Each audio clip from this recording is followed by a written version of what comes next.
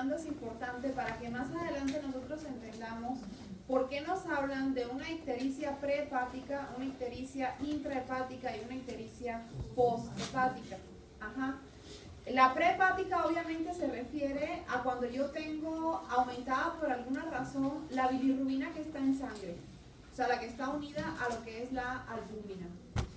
Y eso me genera obviamente los cambios de coloración. Le llaman ictericia intrahepática aquella que se produce a causa de las fallas en los procesos de conjugación que se llevan a cabo en lo que es el hígado. Y la posthepática, ¿con qué tendrá que ver? Con que fallen ¿qué? Los mecanismos de excreción, exactamente. Que haya, por ejemplo, algún tipo de obstrucción en los conductos biliares, es la posthepática. ¿Okay? Entonces, aquí tenemos que entender que la bilirrubina se mueve en sangre unida a la albúmina, va a llegar al hígado. Para entrar al hígado ella requiere de un sistema de transporte, o sea, para entrar al hepatocito requiere un sistema de transporte, y una vez que entra al hepatocito, ella se tiene que unir a otras proteínas como la ligandina. ¿Por qué? Porque la bilirrubina sigue siendo insoluble en agua. Y el citosol de cualquier célula básicamente es agua. Entonces ella va a permanecer unida a estas proteínas hasta que la conjugan.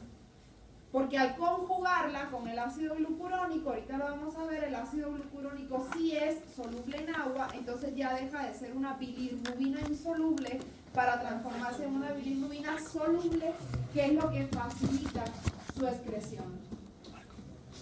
Y bueno, pues en lo que es el hepatocito, la bilirrubina va a ser no polar y va a persistir en la célula hasta que se haga hidrosoluble.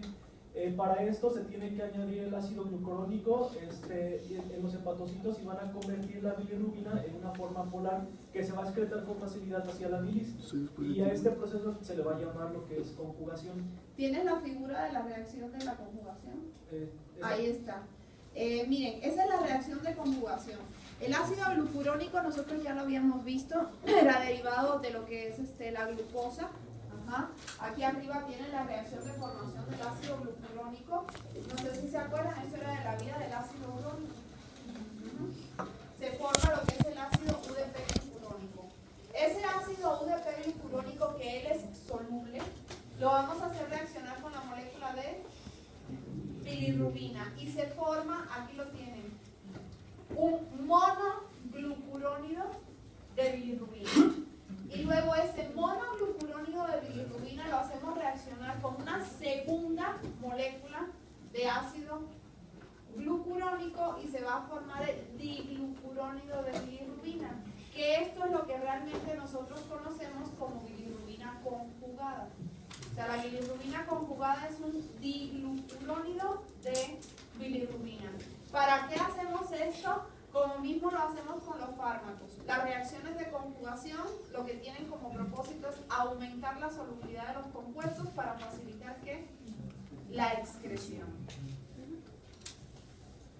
Y bueno, pues como dijo la doctora, en la conjugación de bilirrubina va a estar catalizada por una enzima que se va a llamar glucoronositransferasa, que es esta. Esta enzima se va a localizar principalmente en lo que es el retículo endoplasmático y va a usar lo que es el ácido UDP glucurónico como donador de glucuronosilo, y a esta enzima también se le va a denominar bilirrubina UGT. Es la abreviatura. Correcto. Bueno, pues el monoglucurónido de bilirrubina, va a ser nada más un intermediario, y después se va a convertir a diglucurónido de bilirrubina, que así es como va a ser la forma en cómo se va a excretar hacia lo que es la bilis de mamíferos. Aún así, cuando se conjuga, cuando conjugado de bilirrubina existen de forma anormal en el plasma en seres humanos, es predominante la monoglucurónido de bilirrubina. Sí. Que ya les dicen, eso es de forma anormal, porque normalmente nosotros no tenemos por qué tener bilirrubina conjugada en el plasma.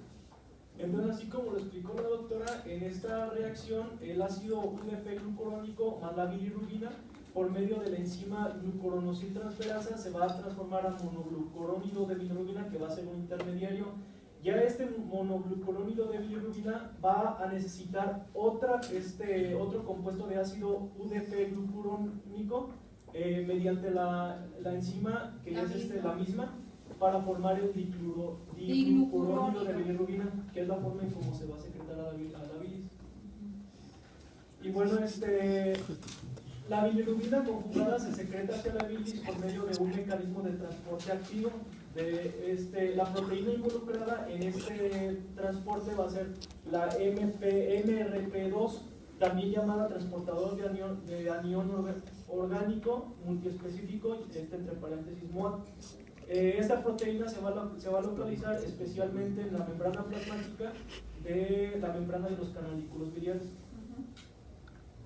Y aquí está, esto es nada más un esquema en el que se explica cómo va a ir la bilirrubina unida a lo que es la albúmina en la sangre. Ahí no se alcanza, como que tienes un problema con la figura.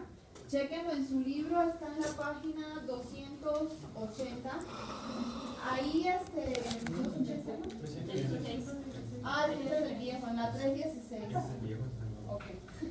Entonces, en esa figura les ponen, por ejemplo, ahí donde no se alcanza a leer, donde dice 2, son una serie de síndromes que pueden estar asociados a alteraciones que se dan en el proceso de conjugación dentro de lo que es el hígado, que eso lo vamos a ver también luego en el seminario y en el capítulo integrador de funciones hepáticas.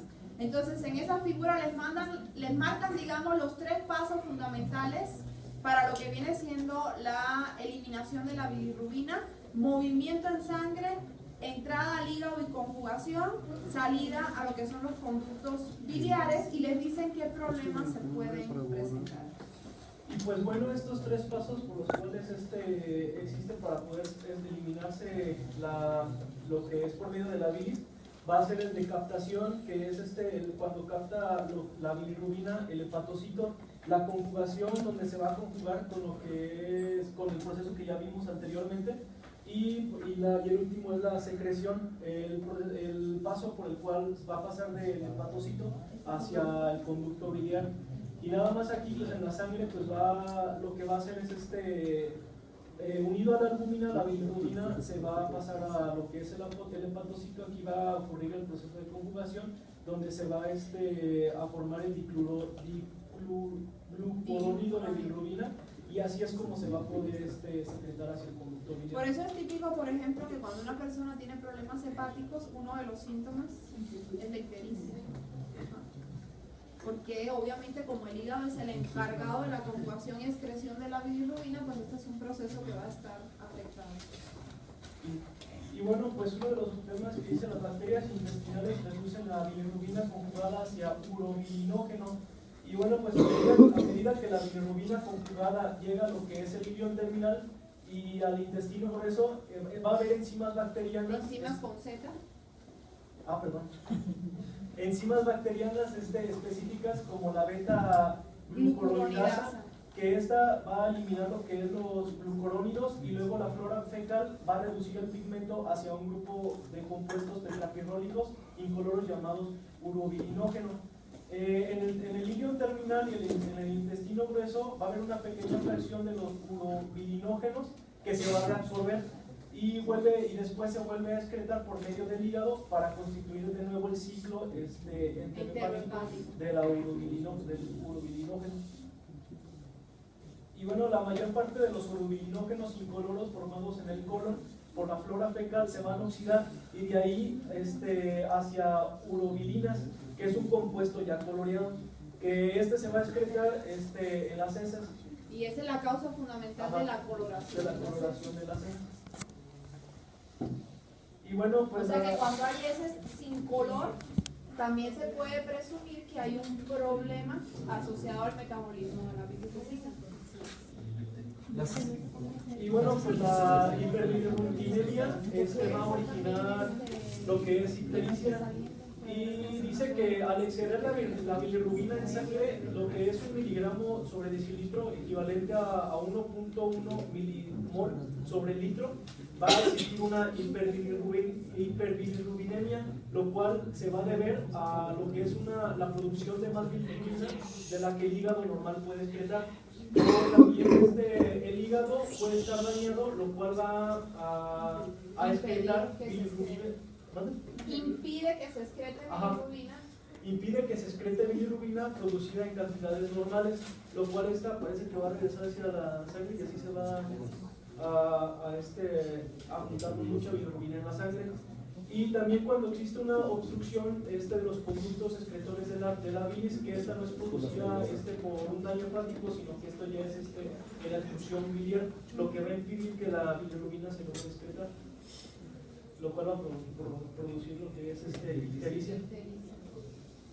Y bueno, pues para la medición de la bilirrubina en suero, se dice que va a haber métodos por los cuales se logra identificar, y dice que el primer método para valorar de modo cuantitativo el contenido de bilirrubina en suero fue ideado por Vandenberg, que mediante la aplicación de la prueba de Ehrlich para la bilirrubina en orina logró identificar que también la bilirrubina en la sangre.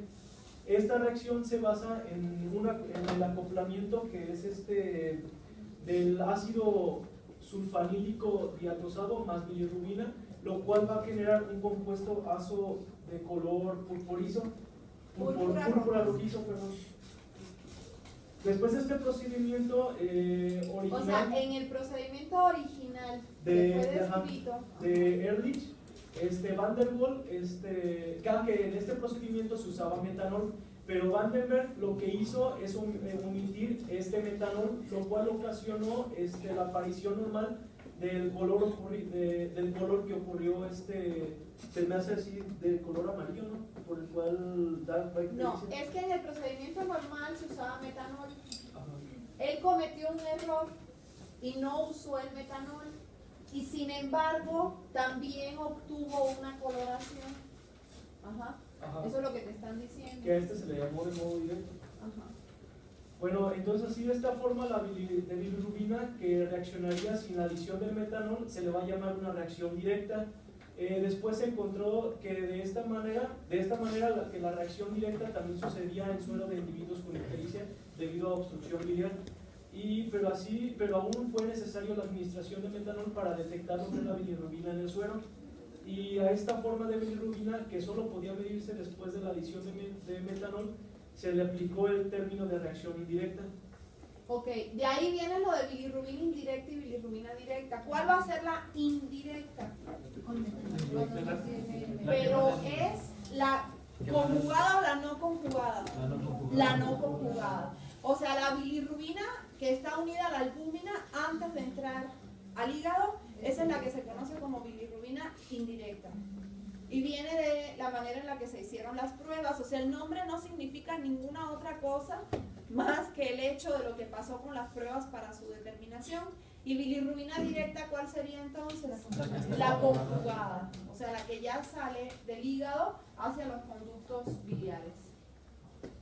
Bueno, pues como ya se comentó, después se describió que la bilirrubina indirecta va a ser bilirrubina libre o bilirrubina que no está conjugada, puesto que para esta bilirrubina, como no es hidrosoluble en el hígado, la bilirrubina libre se va a conjugar con el ácido glucurónico, como lo explicamos en el proceso anterior, y en la conjugación predominante después de adiclurónido de bilirrubina, que se va a excretar entonces hacia la bilis. Y dependiendo de la bilirrubina presente en el plasma, es decir, conjugada o no conjugada, la hiperbilirrubinemia se va a clasificar en dos tipos: bilirrubinemia por retención, que es debida a la producción excesiva, y bilirrubinemia por regurgitación, que es debida al flujo hacia el torrente sanguíneo, obstrucción biliar. Y esto. Ok. No, todavía no acaba. Es todo de su parte.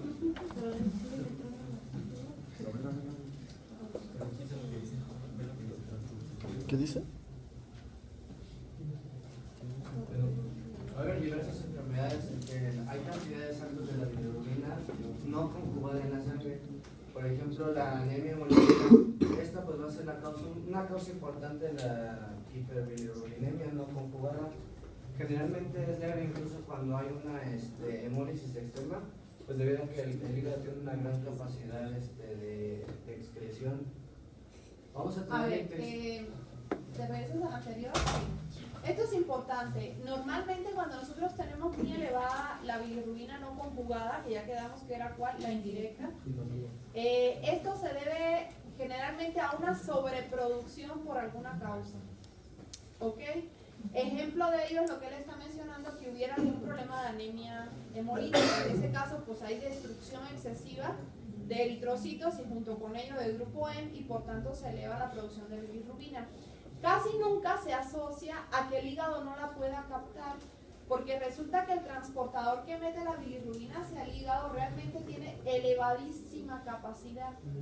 O sea, la capacidad que tiene ese transportador de mover bilirrubina hacia el hígado es extremadamente elevada. Entonces, casi siempre cuando la bilirrubina indirecta está elevada, más que nada se asocia a algo que por alguna razón está incrementando la producción de bilirrubina. Obviamente, si estamos hablando de que hay un hígado normal, ¿sí? Ya si tenemos un hígado cirrótico o con algún otro problema, pues ya estamos en otra situación. Pero mientras el hígado esté normal, si hay un incremento de la bilirrubina indirecta es porque por alguna razón se está incrementando la degradación del grupo M. También vamos a tener lo que va a ser la ictericia fisiológica o ictericia neonatal. Esta va a ser un estado transitorio de origen más frecuente de esta enfermedad, que es la hiperbilirrubinemia no conjugada. Esto por una hemólisis acelerada en el momento del nacimiento. Es por un sistema hepático. No, son las dos cosas. O sea, se sabe que hay una hemólisis acelerada en el momento del nacimiento y además hay un hígado inmaduro. Sí, una inmadurez en lo que va a ser la captación, conjugación y excreción de la bilirrubina. Dice que no hay una reducción de la bilirrubina UGT, sino que más bien una reducción del sustrato para esta enzima.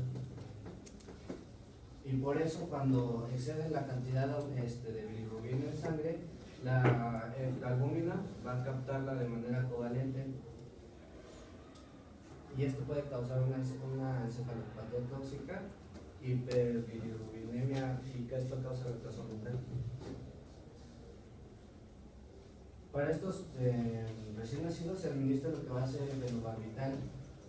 Es como un tratamiento. También la exposición a la luz azul va a promover la excreción hepática de la bilirrubina no conjugada, y esto va a convertir la bilirrubina en otros derivados como fracción de la maleimida e isómeros que se excretan por la bilirrubina. Creo que muchos a lo mejor han oído de esta ictericia fisiológica neonatal, que pues en la mayoría de los casos se resuelve sin mayor problema.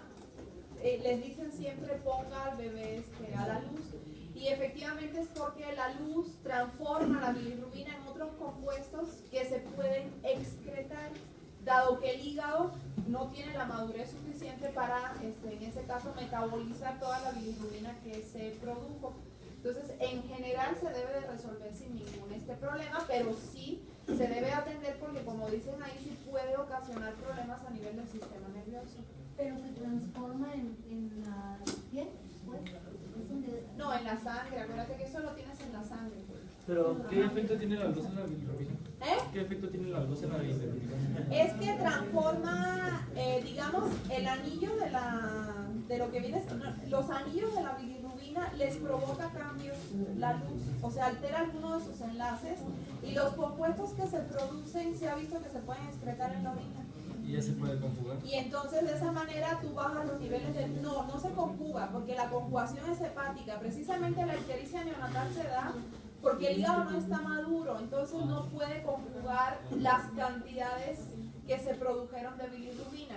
Entonces, ¿esta dónde se queda? En la sangre.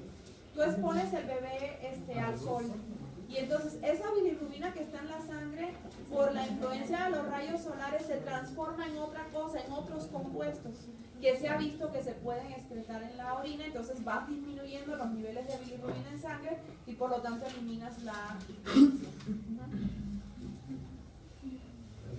El siguiente padecimiento va a ser el síndrome de Crigler-Najm tipo 1. Esto pues va a ser un trastorno autosómico recesivo y también se le va a llamar la ictericia no hemolítica congénita. Esto pues va a ser debido a unas mutaciones en el gen que codifica para la actividad de la bilirrubina UGT en el tejido hepático. O sea, este es un defecto genético que afecta a la enzima que conjuga a la bilirrubina. Entonces aquí lo que tengo es un problema para generar bilirrubina conjugada. Sí, Quiere decir que esto sería ya un problema intrahepático, ¿ok?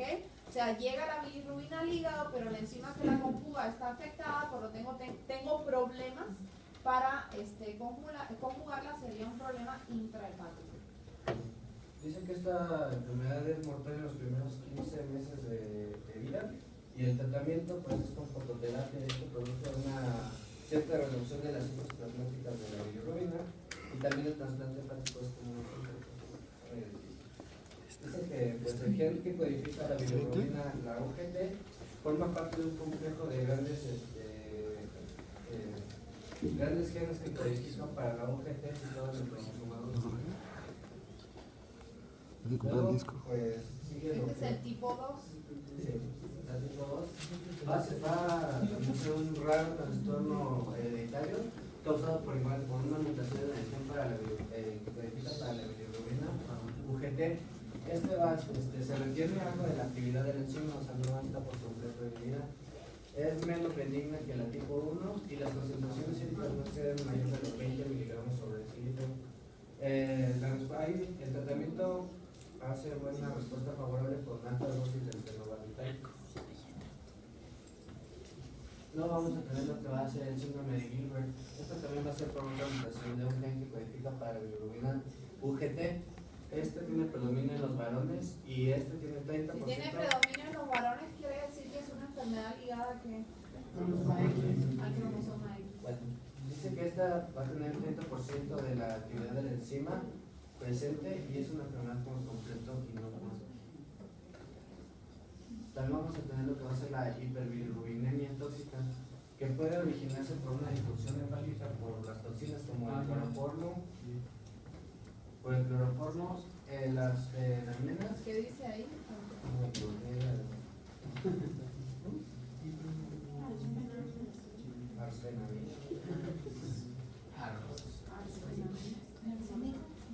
Arsfenaminas, el cloruro de carbono, acetaminofeno, también puede causar la hepatitis. No es causar, puede ser ocasionada si la persona tiene hepatitis, cirrosis o cualquier cosa que altere el funcionamiento normal del hígado.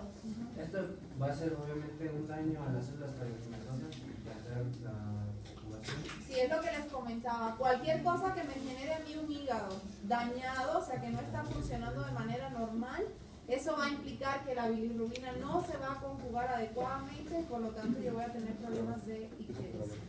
Cualquier cosa que me afecte el funcionamiento del hígado. También la hiperbilirrubinemia se puede dar por la obstrucción del árbol biliar. Esta va a ser una causa muy frecuente. Va a ser por la depresión o la baja concentración de la bilirrubina conjugada y esta pues puede ser producida por un bloqueo en los conductos hepáticos o del colédoco, ya sea por un cálculo biliar o un cáncer en la cabeza del páncreas. También por la obstrucción. Por la misma obstrucción no va a haber una excreción del diclorourónido de la bilirrubina. Diurónido de bilirrubina. Diurónido de bilirrubina. Esto pues va a hacer que se regurgite esto a las venas de los linfocitos hepáticos. Esa es la que le llamaban hiperbilirrubinemia por regurgitación. O sea, si hay obstrucción o cualquiera de estos problemas, obviamente se regresa y va a terminar saliendo a lo que es la sangre y va a generar un problema de ictericia. Bueno, también vamos a tener el síndrome de Rubin-Johnson. Este también va a ser un trastorno autosómico recesivo. Esto da tanto en la niñez como en la etapa adulta y esto va a ser por otra mutación, pero de un gen que codifica para MRP2. Los hepatocitos centrilobuliares contienen un pigmento negro anormal y esto en el hígado también dice que se deriva de la epinefrina. El síndrome de Rotor es una enfermedad benigna causa una hiperbilirubinemia no conjugada crónica, y esto lo característico es que va a tener datos histológicos normales Sin causa y aparente. sin causa aparente. Sí, realmente a ustedes, desde el punto de vista de lo que van a manejar con más frecuencia, ¿qué es lo que les interesaría? ¿Qué es lo más frecuente? La ictericia. Hay dos, de las cosas que hemos mencionado, hay dos que son las más frecuentes. Obstrucción del árbol biliar. La que son por obstrucción de las vías biliares o como dice cáncer en la cabeza del páncreas o cualquiera de esos problemas, y la ictericia neonatal. Esas son las dos que se presentan con mayor frecuencia, o la ictericia asociada a cualquier problema que afecte el hígado, porque pues también la hepatitis, por ejemplo, es relativamente común. Entonces digamos que eso es lo más frecuente respecto a lo que viene siendo la ictericia. Los demás síndromes en realidad son raros, o sea, no son de frecuencia elevada en aparición en la población. Tenemos que decir que algo de la bilirrubina conjugada puede unirse de manera covalente a lo que va a ser la albúmina. Dice que cuando las cifras de la bilirrubina conjugada permanecen aumentadas en la sangre, una fracción se va a unir a lo que va a ser la albúmina. La albúmina le va a dar una vida media más prolongada En el plasma. en el plasma. Entonces esto permanece alto en la fase de recuperación de la ictericia obstructiva, y por eso algunos pacientes, cuando la bilirrubina vuelve a los niveles normales, ellos siguen ictéricos porque hay O sea, más bien bilirrubina que se- resuelves el problema obstructivo y siguen todavía ictéricos permanecen ictéricos porque se durante un une tiempo, la bilirrubina. porque es la que se regurgitó hacia la sangre, y al estar unida a la albúmina, pues van a tener el tiempo de vida media básicamente de esta proteína, entonces permanece durante un tiempo lo que es la ictericia, aunque el problema obstructivo ya haya sido resuelto. Bueno, por último dice que el urobilinógeno y la bilirrubina en la orina van a ser datos indicadores clínicos. No sé si puedas ampliar la tabla.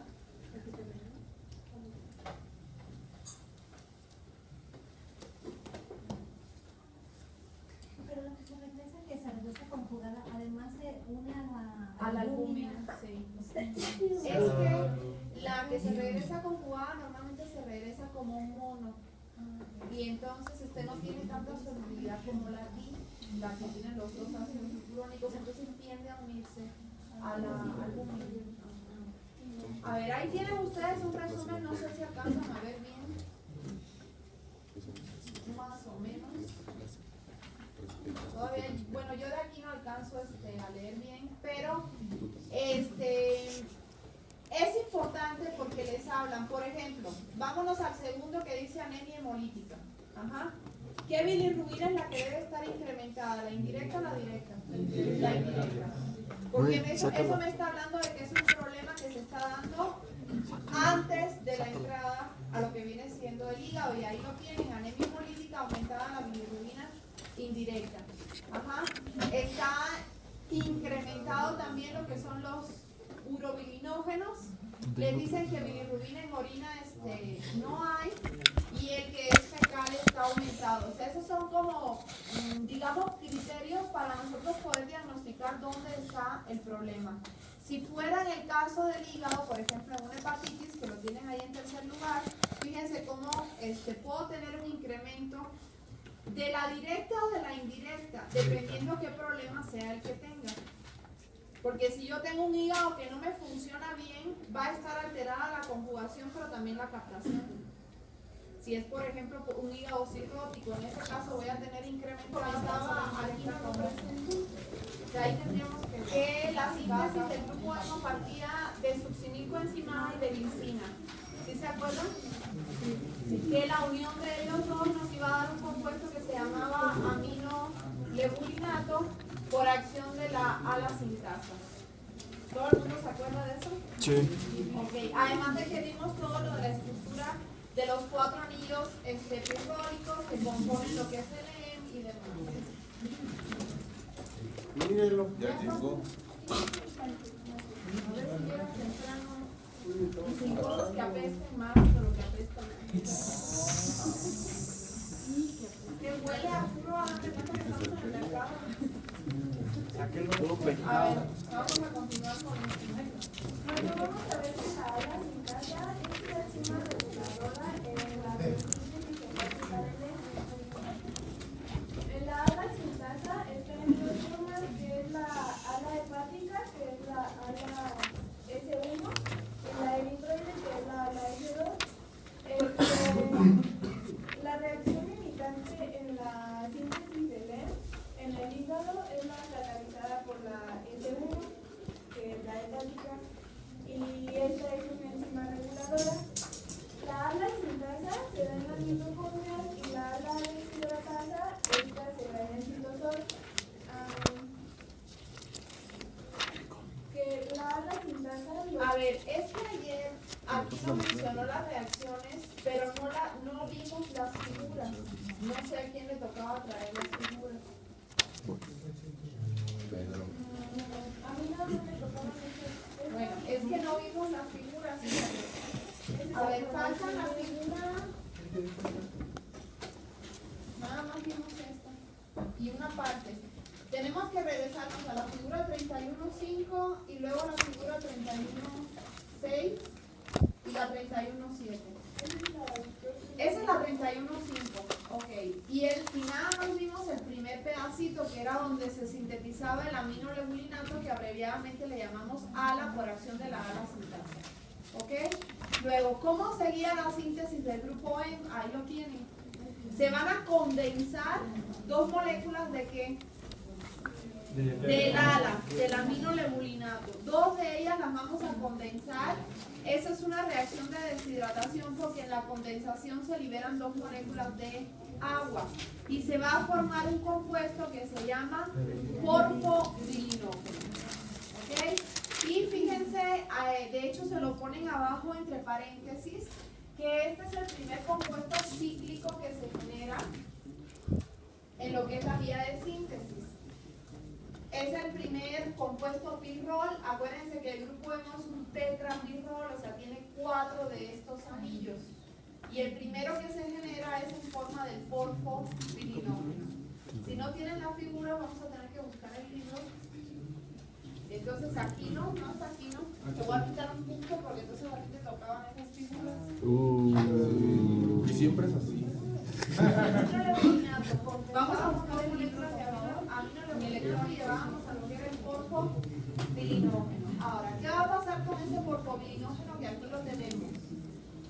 Vamos a necesitar 4 de esas moléculas. O sea que tenemos que hacer 4 veces la síntesis del porfobilinógeno para luego hacer reaccionar esas 4 moléculas. ¿Ok? Y en esa reacción van, además de que van a reaccionar entre ellas, va a ocurrir una desaminación. O sea, el grupo amino que se encuentra en esta posición del porfobilinógeno se va a eliminar y los restantes de la estructura, los 4 se van a condensar entre sí. ¿Ok? ¿Sí me siguen o no? Entonces, primero ocurre la desaminación y se va a formar un intermediario que aquí nos pone la estructura que se llama hidroximetilbilano, que no es más que esto sin el grupo amino. Y luego 4 de estos sin el grupo amino se van a unir entre sí. Ahora, esa unión se puede dar de 2 formas. Si ustedes se fijan, si nos vamos por el lado izquierdo, aquí nos dicen que 4 anillos de estos se pueden unir de manera que espontánea. Espontánea quiere decir que no requieren una enzima. Y se va a formar un uroporfirinógeno tipo 1. ¿Ok? Eso es si ocurre de manera espontánea. Si ocurre por acción de una enzima que se llama uroporfirinógeno sintasa o uroporfirinógeno 3 sintasa, se va a formar entonces uroporfirinógeno tipo 3, que de hecho es el más abundante. ¿Ok? Entonces pasamos del porfobilinógeno a un intermediario desaminado que es el hidroximetilbilano y de ahí podemos pasar a lo que es el uroporfirinógeno, ya sea de tipo 1 o de tipo 3. Y fíjense que esto ya es un tetrapirrol. ¿Cuál es la diferencia entre el 1 y el 3? Aquí lo tienen en los cuadritos azules. ¿Se acuerdan de los sustituyentes que hablábamos ayer? A era acetato, P era propionato y teníamos el V que era vinilo. En este caso tenemos propionato y acetato y fíjense que en esta posición están invertidos. Tengo acetato y propionato, entonces la diferencia entre el uroporfirinógeno tipo 1 y el tipo 3. Ahora, ¿qué vamos a hacer con ese uroporfirinógeno? Que es la siguiente reacción. Este es el 1 y este es el 3. Y van a sufrir tanto el 1 como el 3 una reacción de descarboxilación por acción de esta enzima que se llama uroporfirinógeno descarboxilasa. Y se va a formar entonces un compuesto que se llama coproporfirinógeno y puede ser o de tipo 1 o de tipo 3.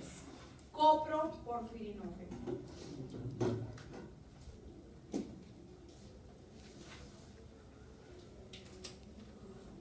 ¿Ya? Ok. Me voy a centrar en el coproporfirinógeno tipo 3, aquí lo tenemos, porque es el que me interesa, porque este es el que va a ser constituyente básicamente de lo que es el grupo hemo. Entonces, ese coproporfirinógeno tipo 3, fíjense que luego va a sufrir una oxidación, aquí lo tienen, por la coproporfirinógeno oxidasa y se va a formar ¿qué? Protoporfirinógeno tipo 3. Y luego este va a perder 6 hidrógenos por acción de otra oxidasa y se forma la protoporfirina tipo 3. ¿Sí me siguen todos? Ok. Esa protoporfirina, digamos que ya es el anillo del grupo M, pero sin el hierro. O sea, lo único que me faltaría es a ese anillo que ya está formado con los 4 pirroles y con la estructura final, incorporarle lo que es el átomo de hierro. El átomo de hierro se encuentra en la célula, o sea, siempre tenemos una cierta concentración de hierro y este átomo de hierro va a ser incorporado al anillo por una enzima que se llama ferroquelatasa. Entonces, el último paso es la unión del anillo tetrapirrólico al hierro para formar lo que es el grupo M y eso lo va a hacer esta enzima que se llama ferroquelatasa. ¿Cuáles son entonces las dos enzimas que más me interesan en la síntesis del grupo M?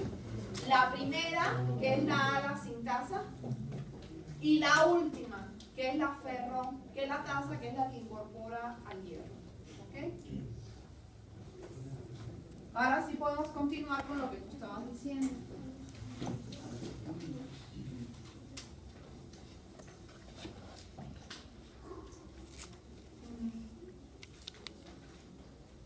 Entonces, ya les había dicho que la ala-sintasa es la que está en las mitocondrias y la deshidratasa está en el citosol. Y son de la 1, la 6, la 7 y la 8 están en las mitocondrias y la 2, 3, 4 y 5 esas van a estar en el citosol. El EMA al actuar mediante una molécula que es la agrorepresora, esta es un regulador negativo de la ala-sintasa. Ok, eso es lo que nos va interesando. ¿Quién va a controlar a la ala-sintasa?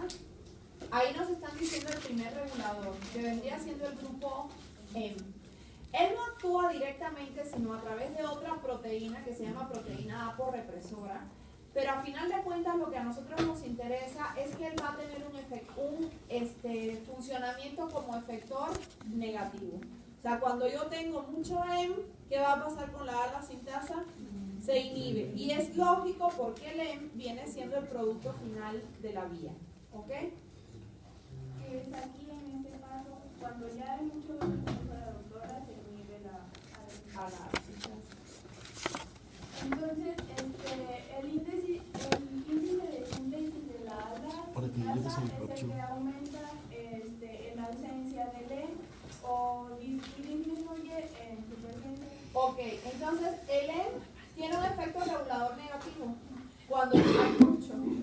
Pero cuando él está ausente, entonces ejerce el efecto contrario. Se activa a la ala sintasa. ¿Todo el mundo me sigue? Entonces aquí todo se basa principalmente en si tengo o no tengo suficiente grupo M para lo que se requiere en ese momento. Muchos de los fármacos cuando son administrados pueden resultar como un incremento de la ala sintasa y casi todos ellos se metabolizan por el hígado, que utiliza un citocromo P450 y durante... No uno, sino toda la familia de citocromos P450. Y durante su metabolismo, el EM, por el citocromo P450, está medio aumentado y lo que a su vez disminuye la concentración intracelular del EM. Y esto origina una depresión de la ala sintasa que aumenta la síntesis del EM para así tener una represión, no, una desrepresión, es decir, se activa la ala sintasa. O sea, aquí nos están diciendo, por ejemplo, que el metabolismo, o sea, la síntesis del grupo M se va a ver aumentado cuando nosotros ingerimos cualquiera de los fármacos que se metabolizan por la vía de los citocromos P450. Y si alguno de ellos es inductor, o sea, que aumenta la cantidad del citocromo, todavía más se va a incrementar la síntesis del grupo hemo para poder sintetizar más de estos citocromos P450. Obviamente, si vamos a tener síntesis de nuevos eritrocitos, por ejemplo, a partir de la médula ósea, ahí también se tiene que incrementar la síntesis de lo que es el grupo M, nada más que ahí sería la otra isoenzima, la ala S2, que es la eritroide. Aquí estamos hablando de la ala S1, que es la que se encuentra en el hígado. Y pues ya con la síntesis del EM, ya se utiliza para satisfacer las necesidades de las células. Y existen factores que influyen sobre la desrepresión de la ala sintasa. En el hígado por ejemplo, cuando se administra la glucosa y esto se puede evitar, al igual que la administración de la hematina, que es una forma oxidada del EM.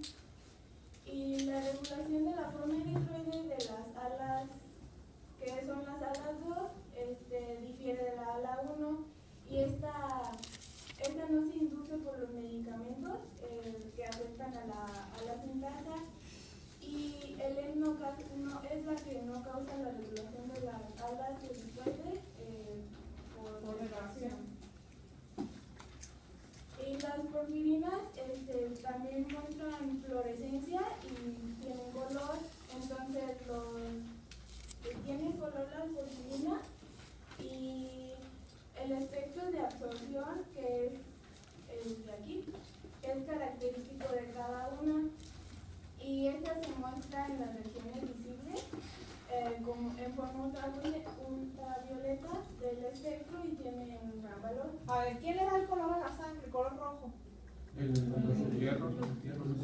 En realidad es el grupo M como tal, por las características que tiene de absorción de la luz. O sea, no es nada más el hierro, es el grupo M, ¿sí?, que absorbe la luz en ese rango de alrededor de unos 400 nanómetros, y él es el encargado de esa pigmentación roja. Y ya como las porfirinas son de color, los porfirinógenos no tienen color. Son los intermediarios.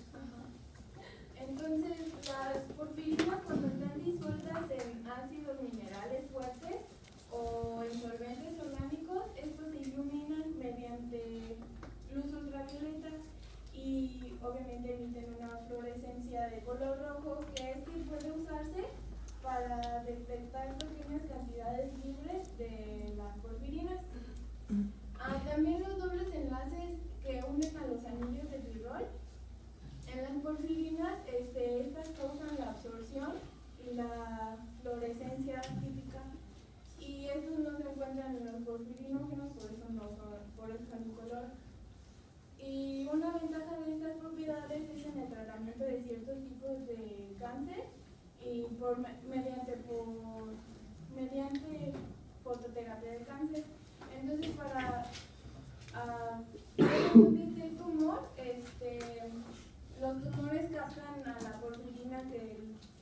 Los tumores captan más porfirinas que los tejidos normales.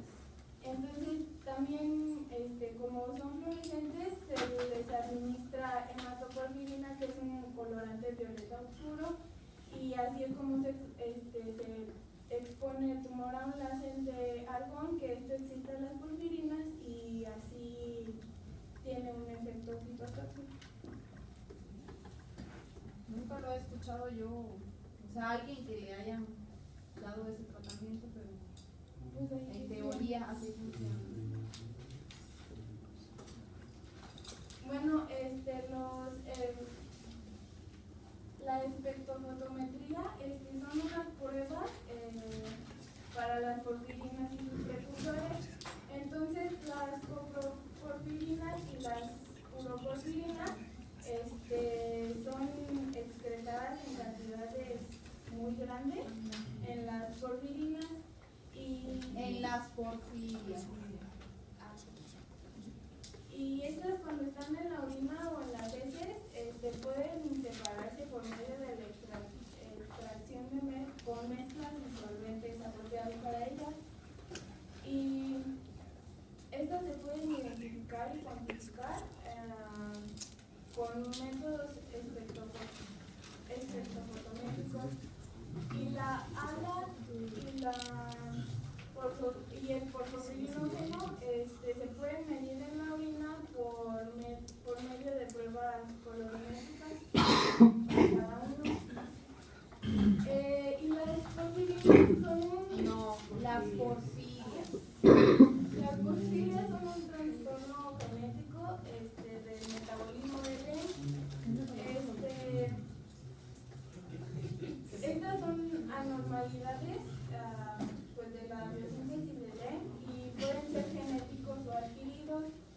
Y estos no son prevalentes, pero son importantes considerarlos en ciertas circunstancias, por ejemplo en el diagnóstico diferencial del dolor abdominal y también de algunos datos neuropsiquiátricos que para tratarlos se tienen que identificar para darles porque si no tienen un tratamiento inapropiado. Y la fotosensibilidad, que esta favorece la actividad nocturna y la desfiguración grave, los muestran algunas víctimas por porfiria poyética congénita y algunos individuos son como denominados hombres lobos, pero dice que no había como Por las deformaciones. Y también mucha gente dice que el origen de los vampiros, o sea, del mito de los vampiros, es de personas que padecían porfiria, que como tienen fotosensibilidad, pues obviamente evitan exponerse a la luz. Ajá. Aparte de que tienen algunas otras alteraciones. Entonces se supone que por ahí pudiera venir el origen de esto. Miren, esto lo van a ver en el seminario, nada más me interesa, hay una tabla, no sé si te tocó a ti. Sí. Ok. Sí. Porque no voy a ahondar mucho en esto, insisto, porque lo vamos a ver en el seminario. Entonces lo que me gustaría es que pusieras la tabla. A ver.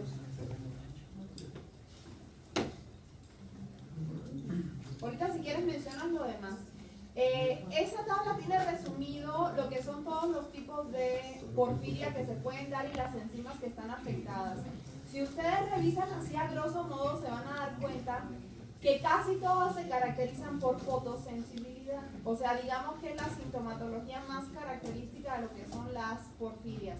Solamente una, que es la primerita que tienen allá, que es por deficiencia de la ala-sintasa, está asociada o se considera causa de anemia.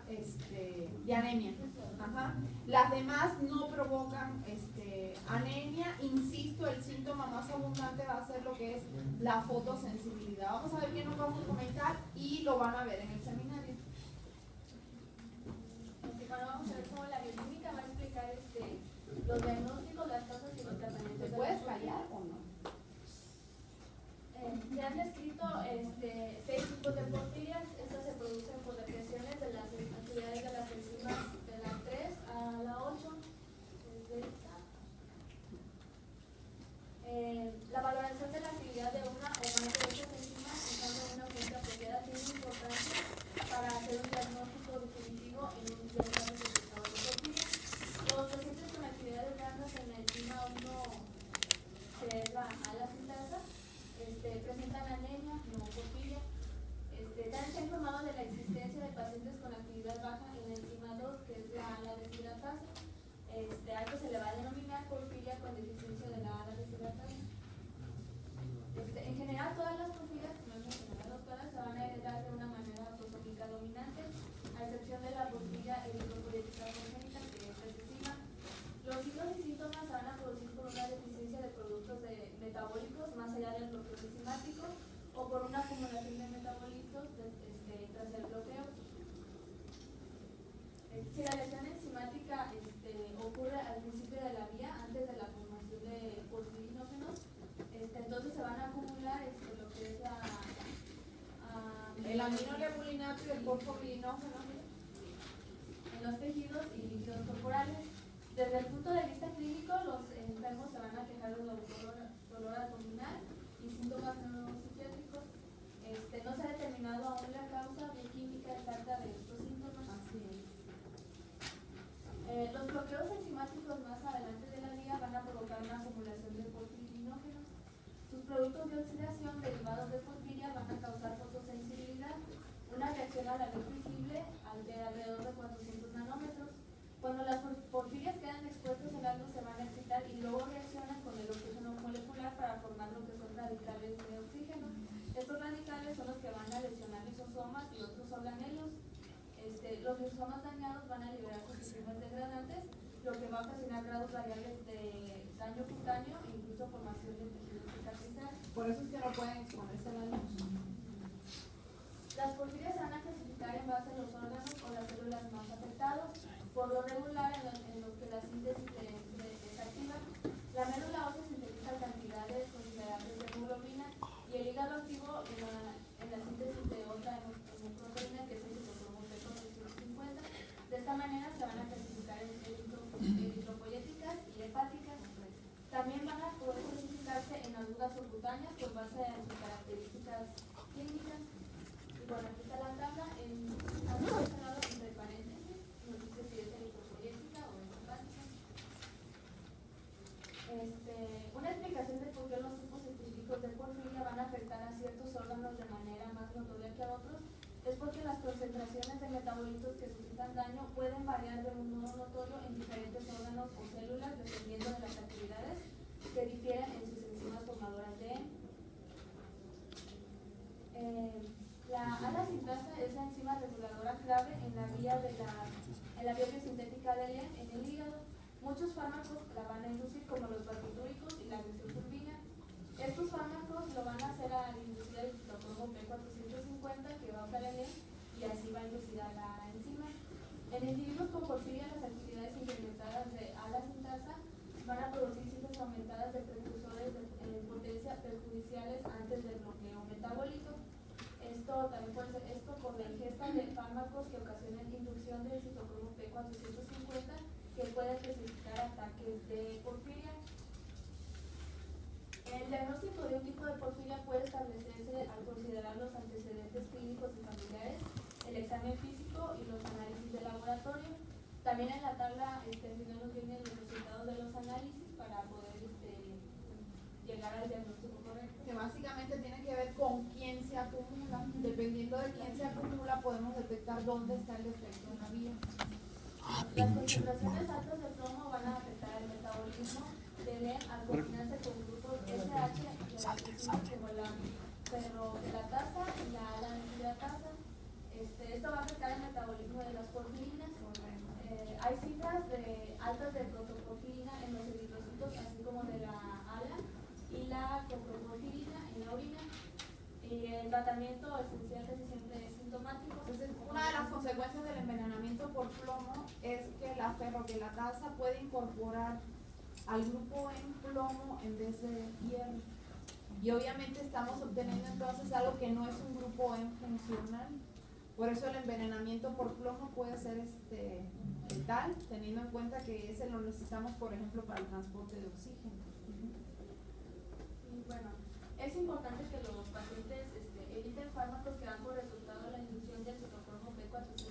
cuenta la ingesta de grandes cantidades de carbohidratos y la eliminación de matina, que es un hidróxido de E.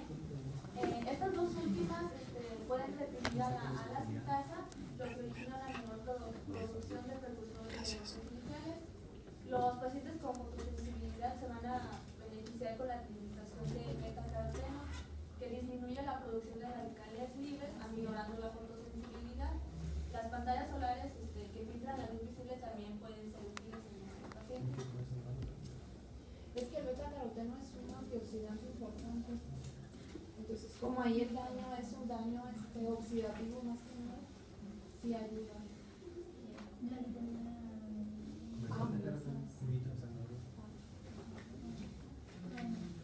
Esa pregunta te lo voy a necesitar cuál beta-caroteno y es un buen suplemento alimenticio como En las condiciones normales, un adulto va a destruir 2.000 millones de eritrocitos al día. O sea que una persona de 70 kilogramos va a cambiar cerca de 6 gramos de hemoglobina por día. Cuando la hemoglobina se destruye en el cuerpo, la globina se va a degradar a los aminoácidos que la constituyen. Estos aminoácidos se van a poder usar de nuevo. El hierro del LEM entra al fondo común del hierro y también se va a poder volver a utilizar. También la porción de porfirina libre de hierro del LEM se va a degradar. Ok, este es cuando nosotros vimos degradación de aminoácidos, vimos que el nitrógeno iba por un lado y el esqueleto carbonado por otro.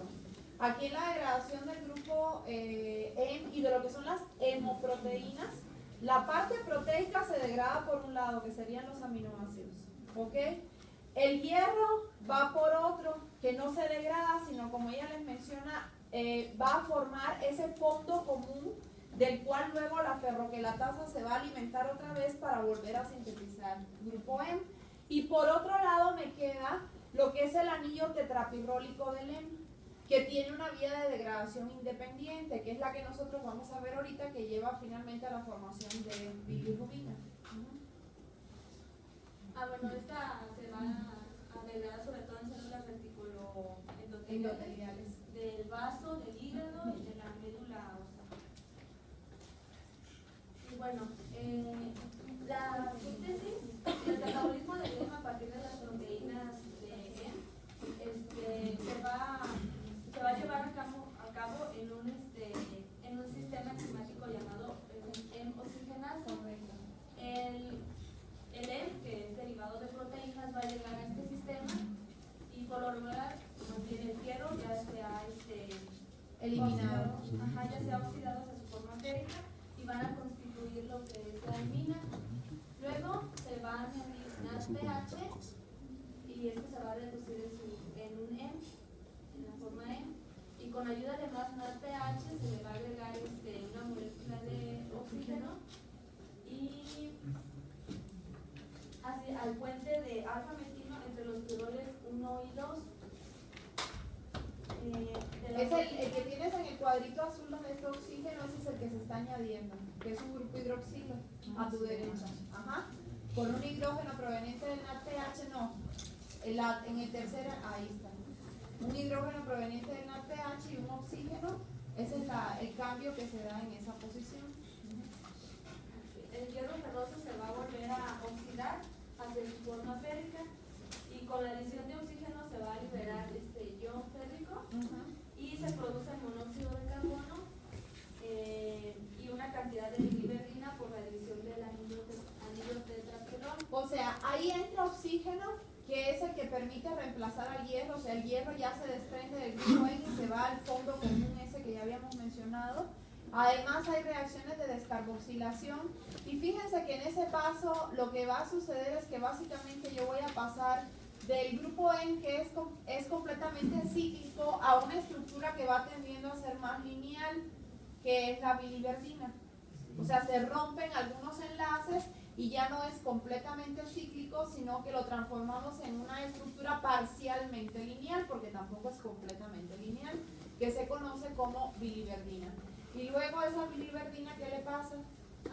Con los mamíferos es una enzima llamada biliverdina reductasa, que es una enzima soluble y es la que va a reducir el puente de metilo entre los piroles 3 hecho ahí lo tienen todo marcado. Donde tienes el azul abajo que hay un doble enlace en la biliverdina, ahí está. Fíjate cómo en la bilirrubina, ahí ya se rompió el doble enlace, lo tienes marcado en azul también, por incorporación de hidrógenos que venían de lo que es el NADPH. Entonces, esa vendría siendo la síntesis de bilirrubina a partir de lo que es el grupo M. Y bueno, se estima que 1 gramo de hemoglobina va a producir 35 miligramos de bilirrubina. En los humanos adultos se forman alrededor de 250 a 350 miligramos de bilirrubina. Esto puede ser derivada no solo de la hemoglobina, sino de la eritropoyesis ineficaz y de varias proteínas como el citocromo P450. La albúmina plasmática va a transportar hacia el hígado la bilirrubina formada en los tejidos periféricos. Correcto, entonces, primero, la bilirrubina es insoluble. Eso es algo que quiero que todo el mundo tenga claro. La bilirrubina es básicamente insoluble. Entonces, cuando ella se ha producido en tejidos que son extrahepáticos, ella se tiene que mover hacia el hígado. Y se va a mover hacia el hígado unida a una proteína plasmática que es la albúmina. ¿Ok? Entonces, la bilirrubina siempre se mueve unida a lo que es la albúmina porque no es soluble.